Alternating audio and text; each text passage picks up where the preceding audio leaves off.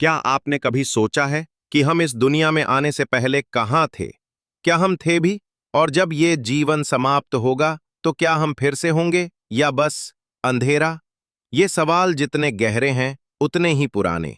प्राचीन ऋषियों से लेकर आधुनिक वैज्ञानिकों तक हर किसी ने इस रहस्य को समझने की कोशिश की है, लेकिन आज भी इन सवालों के उत्तर अधूरे हैं, रहस्यमय हैं। हम सिर्फ शरीर नहीं हैं, ये तो सभी मानते हैं। पर अगर शरीर सब कुछ नहीं तो मैं कौन हूं?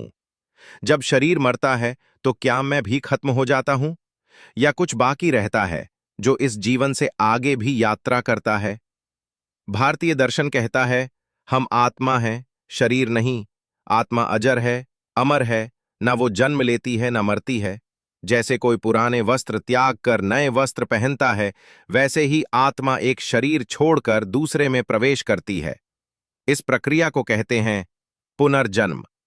हम में से बहुतों को अपने जीवन में ऐसे अनुभव हुए हैं जहां कोई नया स्थान, नया व्यक्ति हमें पुराना और जाना पहचाना लगता है। ये डेजा वू जैसी अनुभूतियां क्या आत्मा की बीती यात्राओं की झलक हैं?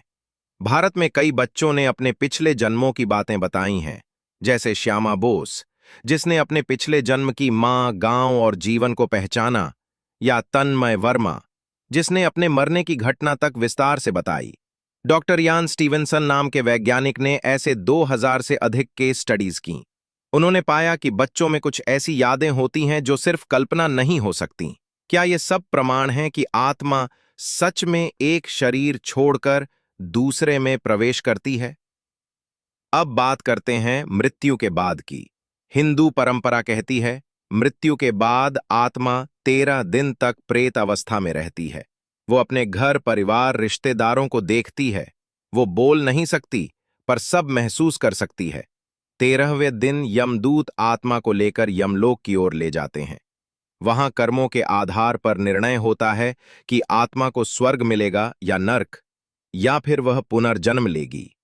अगर कर्म अच्छे हैं तो अगला जन्म बेहतर, अगर बुरे हैं तो जीवन और कठिन। अब बात करते हैं मोक्ष की। मोक्ष का अर्थ है इस जन्म मृत्यु के चक्र से मुक्ति। जब आत्मा पूर्ण ज्ञान, प्रेम और सेवा के मार्ग पर चलकर अपने सभी कर्म बंधनों को काट